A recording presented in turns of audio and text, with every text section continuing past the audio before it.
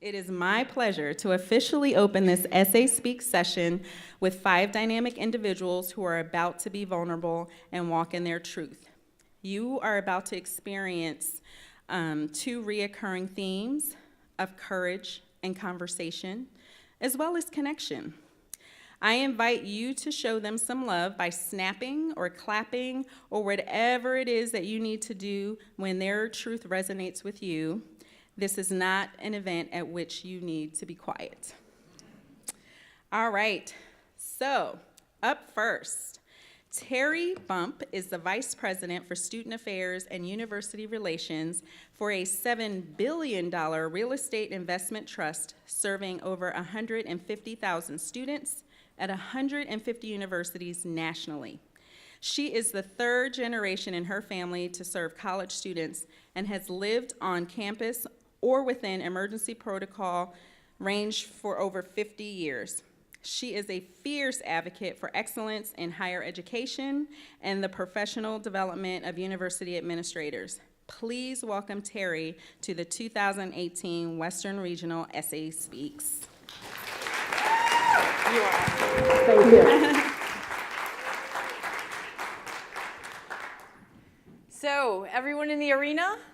Are you in the arena or not? Yes or no, people? Yes. So you are my people, yes? Yes. Okay.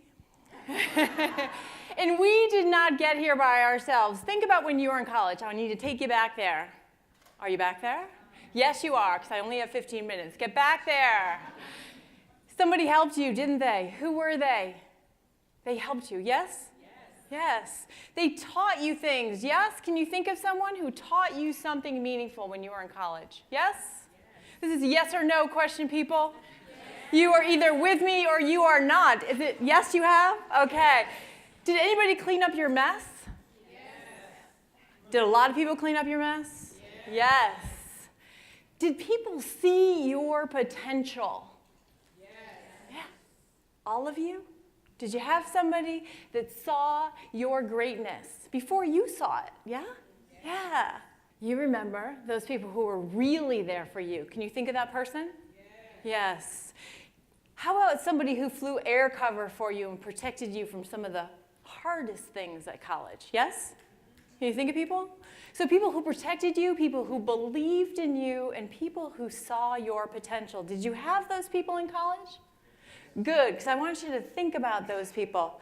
Now, I was born 3rd in a family of 5. 5 kids born in 4.5 years, no twins. That would be Irish Catholic. And I'm the one doing the work here, can you tell? Yeah.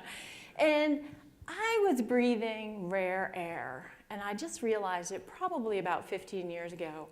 But I grew up surrounded by a mother who there was just no boundaries, or my grandmother. 3rd generation in my family to serve college students. My grandmother was a cook at what is Southern Vermont College, and my mother was in facilities at Bennington College. And by facilities, I mean she cleaned rooms. And she was powerful, and she was fierce. And when you have 4 little girls who can play baseball better than any boy in town, except for their brother, you start a softball league because they wouldn't let us play baseball. My mother was always protecting and advocating and believing in potential, and she wouldn't take no for an answer. She also wouldn't allow people to diminish others. So probably the worst thing I could hear from my mother was, "But for the grace of God," do you know how this finishes? "But for the grace of God go I," which means a whole lot of things that you should be behaving. So she taught us not to diminish other people, and I hear her voice in my head all the time. Do you hear the voices of the people that were there for you when you were in college? The ones who believed in you, protected you, and expected great things from you? You hear their voices. I hear their voices. I hear her voice, even though I'm the 1st generation in my family to go to college, because she was such a fierce gladiator. When you have people who see who you are and who believe in you, you can do almost anything, yes? Yes. And that's what we need to be doing for our students. This is my favorite picture of commencement because it's not about the podium people, is it? It's about them. And why do we diminish them? Every generation gets diminished, yes? Yes, especially the millennials. Where are my millennials? Yeah. I mean, it's just crazy how people diminished you to the point where they're talking about you and they don't even know they're talking about you. And you are on their team and their favorite staff person. So what do we know about Generation Z? Do we know even how old they are? Do we know how they like to communicate? Where do they want to work? What are they motivated by? Do we know that stuff? And even the people who serve at the very highest level and get paid a whole lot more than we do, people, don't know that they don't know. And I love Herm Edwards, but he must adapt to the generational changes of how to reach his players. Everyone says the millennials, how do you coach them? You gotta tell them why first. You can't tell them why last. They multitask, so. Herm Edwards is not coaching millennials. Why, people? Because millennials are too old to be on his team. Am I right? Yes, but he doesn't know, and neither does ESPN. People just don't know what they're talking about when they engage in this generational speak. What we're really talking about, isn't it developmental level? Do you remember when you were 20? Did you do things you shouldn't have? Can I get an amen? Amen. Yes. Did you get caught? No, you didn't, hopefully. And it's also about change. It's also about fear of change. We think we might get replaced by those new, young, hip, faster folks, so we want to diminish them. And then there's this cottage industry of people who want to take your professional development dime and talk about this generation. Teach you, folks with master's degrees and doctorates, how to work with your students. That's just crazy. How many of you saw this picture? Yes? Everybody see it? You see it now. When I saw this picture, I had a thought. Who had a thought? I had a thought. And my thought, unfortunately, was negative. And when you have negative thoughts sometimes, you miss the magic. And I missed the magic until later in the day when I realized that some of my closest people were in that space. And I knew that these were HBCU presidents in the Oval to advocate for their students. But because I was focused on the negative, I missed the magic of two student affairs vice presidents who have risen to the presidency right there in front of me, and I missed it. Sometimes we need to not focus on the negative and focus on the magic, and that's what we need to do with our students. It's our perspective on them that's important because we're the ones who are closest to them who can advance them at school. So let me tell you what is true about this generation, and there are only a few real truths. When you talk about the intersectionalities, you talk about how people are different, you can't lump everyone who was born in a certain cohort into one, and we, most of all, should not be doing it. We should be the highest level advocates for them because they are our outcome, aren't they? Do you see any of these companies saying negative things about their brand? We don't, do we? They don't speak negatively about their outcome. They promote it, they feel fantastic about it, and if they find some flaws, they fix it. What we know for sure about this generation are they are the largest. They have a size advantage already. We also know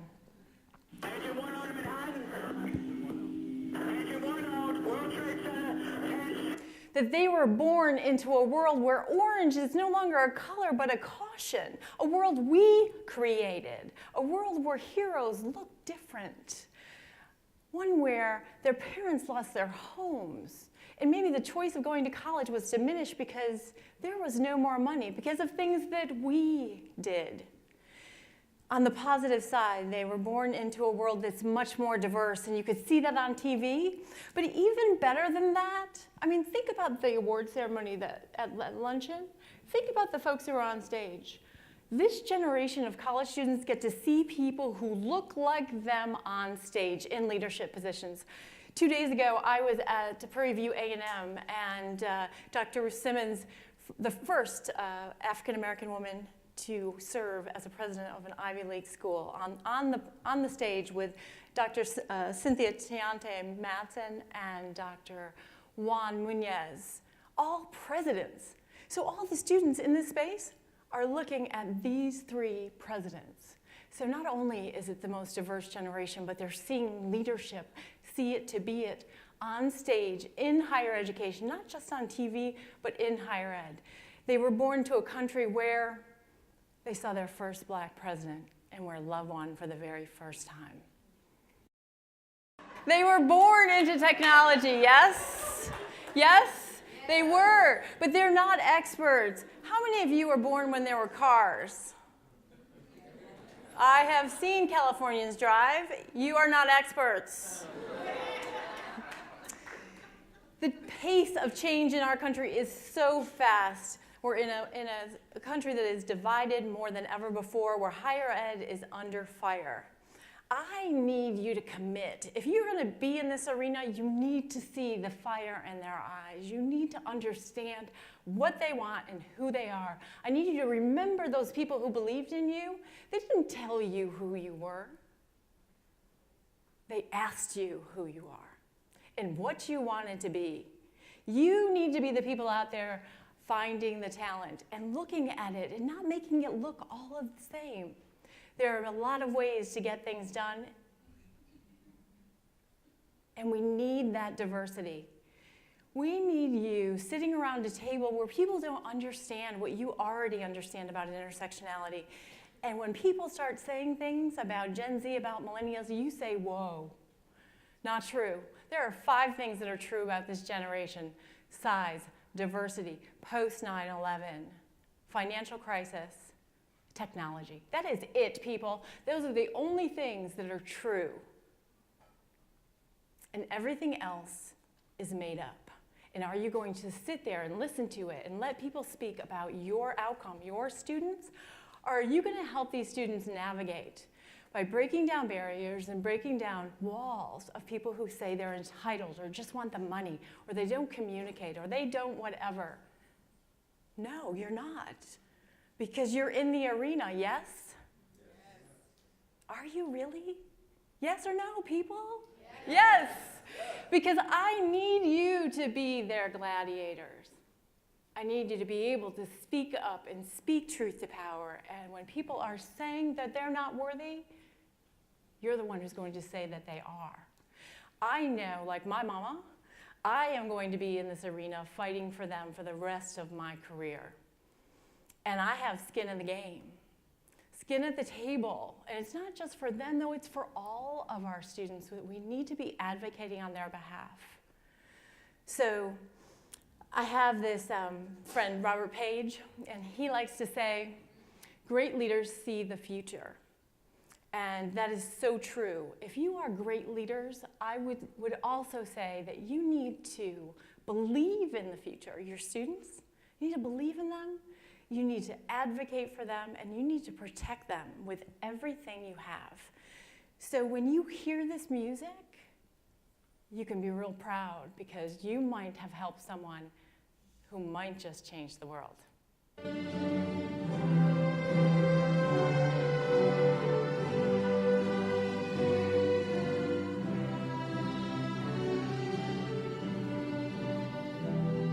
Thank you.